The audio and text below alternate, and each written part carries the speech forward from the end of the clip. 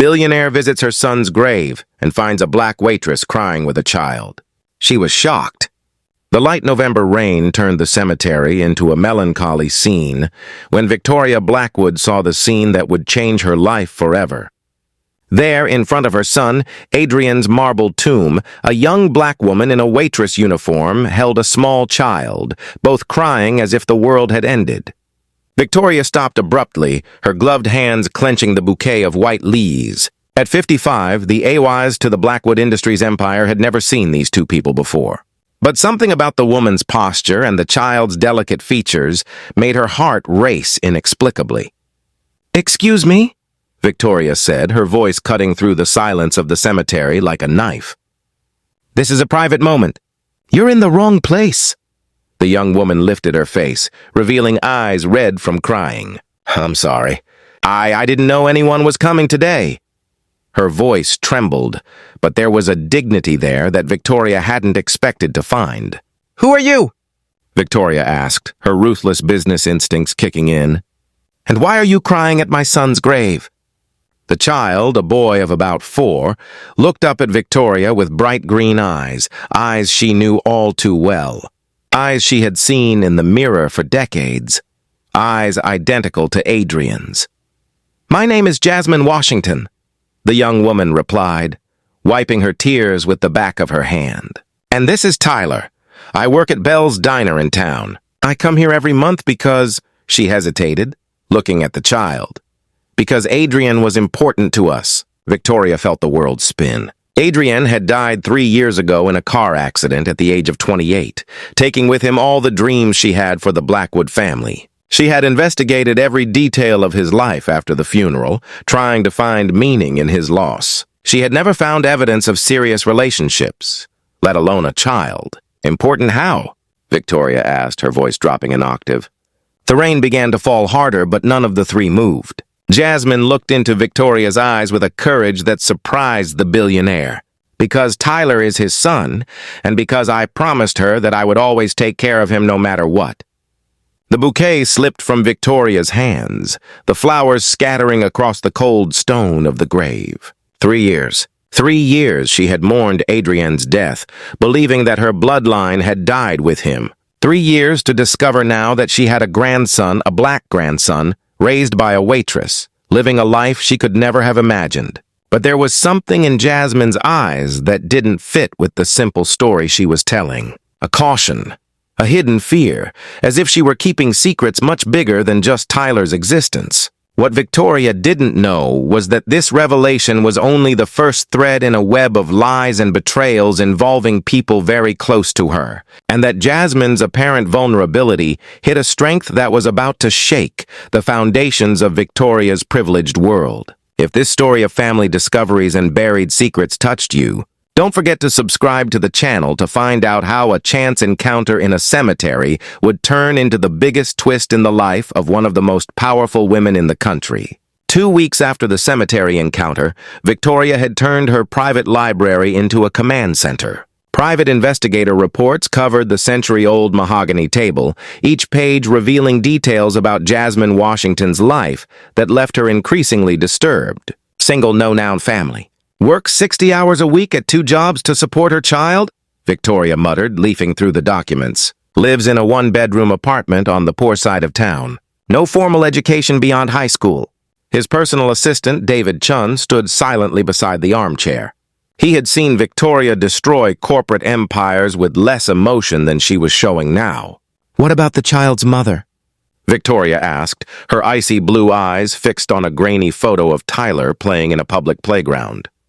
"Here's where it gets interesting," David said, opening a separate folder. "We couldn't find a birth certificate, hospital records, or any official documentation about who gave birth to Tyler. It's as if his biological mother never existed." Victoria tapped her fingers on the table, a habit her executives had learned to fear. 3 years ago, when Adrian died, she had investigated every second of his life looking for meaning, for clues, for anything that would justify the loss. She had never found evidence of serious relationships. "Schedule a meeting with this. Jasmine," Victoria said, pronouncing the name as if it were a foreign word. "In my office tomorrow at 2. The next day, Jasmine arrived at Blackwood Industries headquarters wearing her best and only suit purchased at a thrift store. The 60-story building seemed to challenge her to enter, its glass walls reflecting a distorted version of herself. Victoria welcomed her into her office on the top floor, where the windows offered a panoramic view of the city. It was a calculated display of power, and they both knew it. "Sit down," Victoria said, gesturing to a chair strategically positioned lower than hers.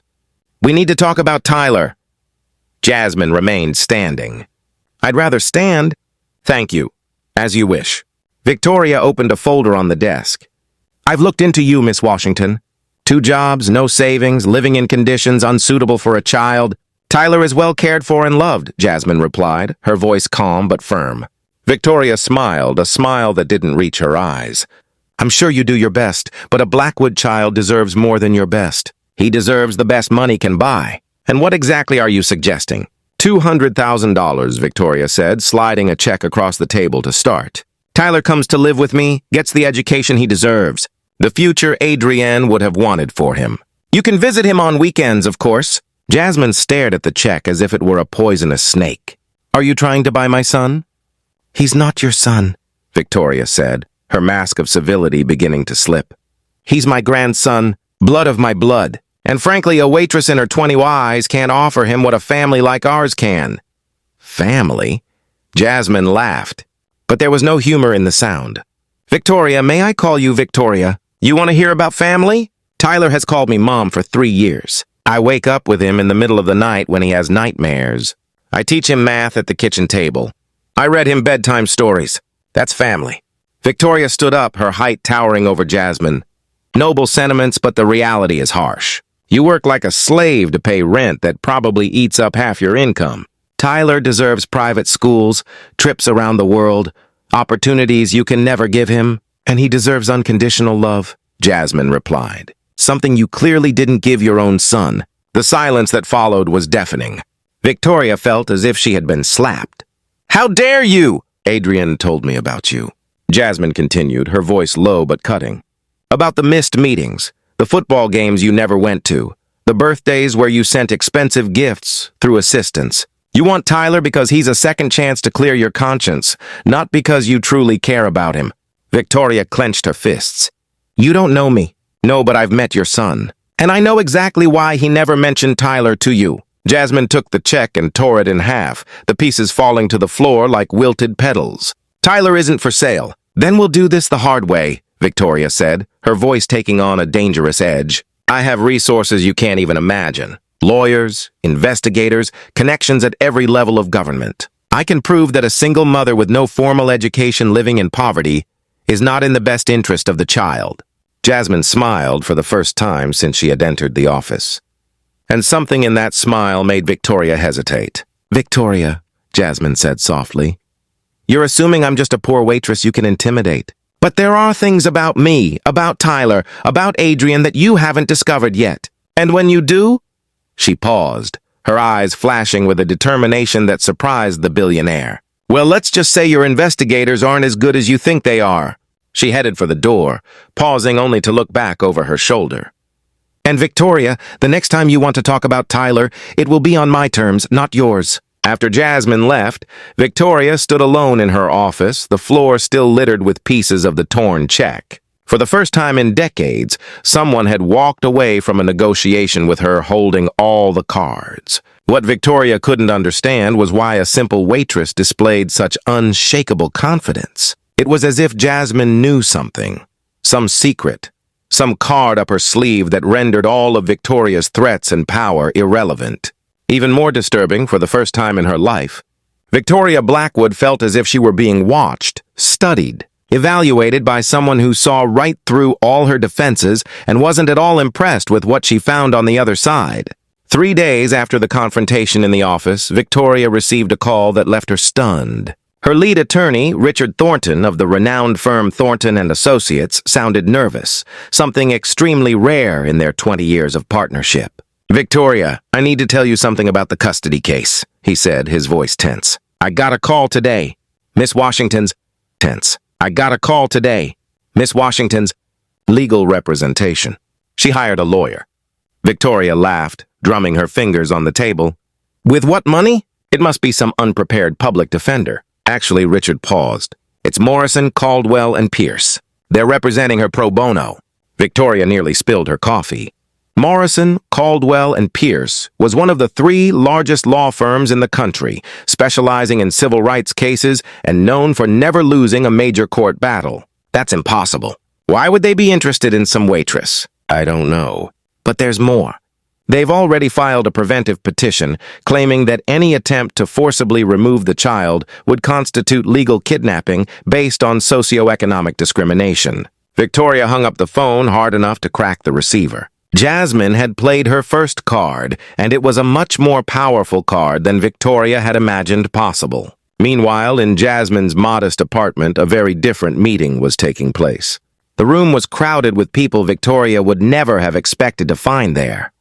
Dr. Michael Chun, a professor of law at Columbia University, investigative journalist Amanda Torres, known for her reports on corporate corruption, and at the center of it all, an elegant woman in her 50s whom Jasmine treated with obvious affection and respect. "And Helen, thank you for coming," Jasmine said, hugging the woman. "I know you had a long flight from Chicago." Helen Washington smiled, her intelligent eyes sparkling with the same fire Jasmine had shown in Victoria's office. "Child, when you called me and said the time had finally come, I canceled all my appointments. We've been waiting for this moment for 3 years." Tyler played on the floor, oblivious to the importance of the conversation around him. Dr. Chun opened a thick folder filled with documents and photographs. "Jasmine, are you sure you want to do this?" he asked. "Once we start, there's no turning back. Victoria Blackwood has immense resources and will not hesitate to use all of them." "Dr. Chun," Jasmine replied, her voice calm but determined. "I've been preparing for this moment for 3 years. Every night class I've taken, every law book I've read, every contact I've cultivated, it's all been to protect Tyler and honor Adrienne's memory." Amanda Torres looked up from her laptop. "The evidence you've gathered is impressive, Jasmine. 3 years of meticulous documentation of Blackwood Industries' questionable business practices, including bribes to local politicians and systematic labor violations." Helen walked over to the window, looking out at the modest view from the apartment. "Victoria thinks her wealth makes her untouchable. She has no idea that my niece has spent the last 3 years studying her every move, every dirty deal, every tax evasion scheme. Aunt Helen taught business law at the University of Chicago for 30 years. Jasmine explained to Dr. Chun, "She's the one who taught me that knowledge is the only weapon they can't buy or steal from you." Jasmine's phone rang. It was Victoria, obviously furious. "What game are you playing?" Victoria yelled into the phone. "Morrison, Caldwell, and Pierce. How does a waitress get lawyers of that caliber?" Jasmine put the phone on speaker, allowing everyone to hear. "Victoria, I warned you that there were things about me you hadn't discovered yet. I don't care what tricks you're using. Tyler is my grandson, and I have unlimited resources to get what I want." "Unlimited resources?" Jasmine smiled, looking at her allies. "Victoria, you're assuming that money is the only kind of power there is. But what if I told you there's something much more powerful? And what would that be?" "The truth." Victoria laughed dismissively. "Truth doesn't pay expensive lawyers." "You're right," Jasmine agreed. "But the truth about your illegal business dealings, about how you built your empire through fraudulent contracts and systematic bribery, that truth is worth much more than money to certain people." The silence on the other end of the line was deafening. "You're bluffing," Victoria finally said, but her voice had lost its previous confidence. "Amanda Torres from the Metropolitan newspaper would like to speak with you," Jasmine said, handing the phone to the reporter. "Good afternoon, Miss Blackwood," Amanda said, her voice professional. "I'm finishing up an investigative series on questionable corporate practices. I'd like to give you the opportunity to comment on the allegations we've documented." Victoria hung up immediately. Helen smiled, proud of her niece. "Jasmine, you've learned well. Never attack head-on when you can flank." Dr. Chun closed his briefcase. "The legal strategy is solid. We have precedents where attempts to remove children based purely on socioeconomic status have been deemed discriminatory. And I have 3 years of research on every dirty deal Victoria has ever made." Amanda added, "Contracts with shell companies, suspicious payments to public officials, covered-up environmental violations, enough to destroy any reputation." Jasmine picked up Tyler, the boy smiling innocently at the adults around him. What Victoria doesn't understand is that I'm not just fighting for Tyler. I'm fighting against a system that believes money buys everything, including the right to destroy families. Helen approached, placing her hand on Jasmine's shoulder. Your mother would be proud of you, daughter. She always said that education was the only inheritance no one could ever take away from you. Aunt Helen raised me after my parents died, Jasmine explained to the others. She taught me that it doesn't matter where you come from, but where you're going. And she taught me that sometimes to protect what you love, you have to be willing to go to war. The phone rang again. This time it was Victoria's lawyer. Miss Washington, my client would like to propose a settlement. $500,000 and supervised visits. Jasmine looked at her allies, all shaking their heads. Mr. Thornton, tell your client that Tyler is not for sale at any price. And tell her she has 48 hours to withdraw any legal threats against our family, or else. Or, on Monday morning, the Metropolitan Journal will publish a full series on the questionable business practices of Blackwood Industries. And I'm sure the IRS will be very interested in some of the documents we've obtained. After hanging up, Amanda smiled. Jasmine, are you ready for this? Once we publish, Victoria will use all her power against you. Jasmine looked at Tyler, who was now sleeping in her arms. Amanda, I've lived for 3 years knowing this day would come. Victoria thinks her wealth makes her invincible, but she's never faced anyone who's had time to prepare properly. Dr. Chun stood up, gathering his papers. The legal petition will be filed tomorrow. The precedents are on our side. Helen kissed Jasmine's forehead. Remember, daughter, they may have the money, but we have the truth. That night, while Tyler slept, Jasmine opened a trunk in her room. Inside were diplomas from Knight Law School, certificates from management programs, letters of recommendation from renowned professors, and at the bottom, a photograph of her with Adrienne and a young woman with fair skin, the photograph Victoria had never seen. The photograph that explained not only who Tyler's mother was, but why Jasmine had prepared so meticulously for this confrontation. Victoria Blackwood was about to discover that underestimating someone can be the most costly mistake a person can make, and that sometimes the sweetest revenge doesn't come through force, but through patience, preparation, and the perfect moment to reveal truths that some people would do anything to keep buried. What Victoria didn't know yet was that the battle for Tyler's custody was only the first move in a much bigger game. A game Jasmine had been planning since the day Adrienne died, and one that was about to expose secrets that could destroy not only Victoria's reputation, but the entire empire she had built on lies. On Monday morning, Victoria woke up to 37 missed calls on her cell phone. Her assistant, David, was outside her bedroom door holding a tablet with an expression she had never seen before. Genuine fear. Victoria, you need to see this, he said, handing her the device with trembling hands. The headline of the Metropolitan newspaper filled the screen. Empire built on corruption. Leaked documents revealed decades of crimes at Blackwood Industries. Victoria felt her legs give way. Below the headline, dozens of scanned documents showed fraudulent contracts, illegal payments to politicians, money-laundering schemes. Each page was a death sentence for her reputation. How did they get this? She whispered, scrolling through the article. There were photographs of secret meetings she was sure no one had documented, recordings of conversations that should have been private. Her phone rang. It was Richard Thornton, her lawyer. Victoria, it's a complete disaster, he said bluntly. The IRS has already issued search warrants. The FBI is on its way to your home. And there's more. The Securities and Exchange Commission has suspended all trading of Blackwood Industries stock. Victoria hung up and immediately called Jasmine, her hands shaking with rage and despair. You! She screamed when Jasmine answered. You did this? How dare you destroy my life? Good morning, Victoria, Jasmine replied. Her voice as calm as a Sunday morning. I imagine you've read the news. I'll destroy you. I'll use every resource I have to. What resources? Jasmine interrupted softly. Because from what I'm seeing here on the news, your bank accounts were frozen 15 minutes ago. Victoria rushed to her computer, her hands frantically typing passwords into banking websites. Access denied. Access. Words into banking websites. Access denied. Access. Denied. Access denied.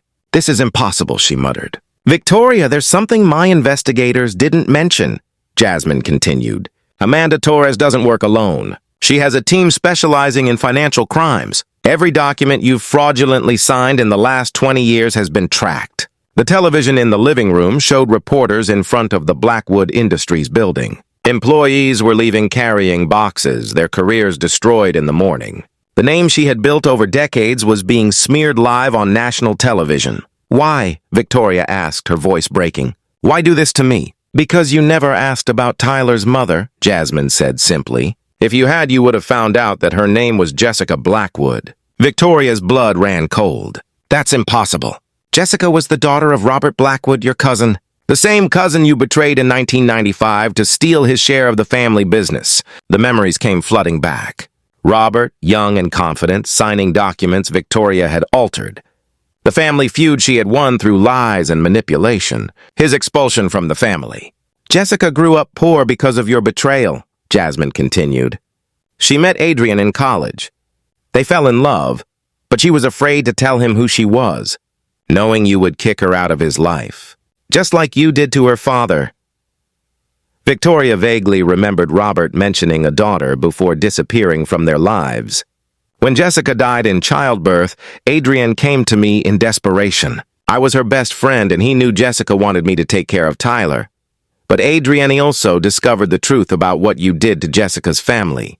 "Adrian knew," Victoria whispered. "He spent the last months of his life investigating you, Victoria, gathering evidence of your crimes. When he died in that accident, he left everything to me, documents, recordings, proof. He asked me to wait for the right moment." Victoria looked out the window and saw FBI vans pulling up in front of her house. "The accident?" she began. "It wasn't an accident," Jasmine said calmly. "Adrian uncovered a money laundering scheme involving dangerous people.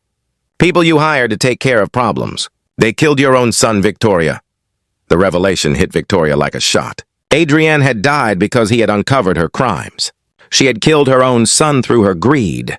"Tyler is the last legitimate Blackwood," Jasmine continued. "Jessica was the legal heir to a fortune you stole. And now, with all your accounts frozen and your company confiscated, Tyler finally got what was always his." Victoria heard heavy footsteps coming up the stairs. Authoritative voices shouting, "FBI!" "You planned this for 3 years," Victoria whispered, finally understanding the magnitude of what had happened. "Adrian taught me that patience is the key to revenge," Jasmine replied. "Every document I collected, every course I took, every contact I cultivated, all for this moment." The door burst open.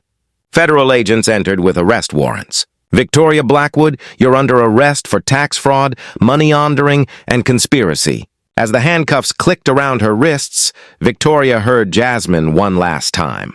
"Tyler will grow up knowing the truth about his family. He'll know that justice, even when it's slow, always comes."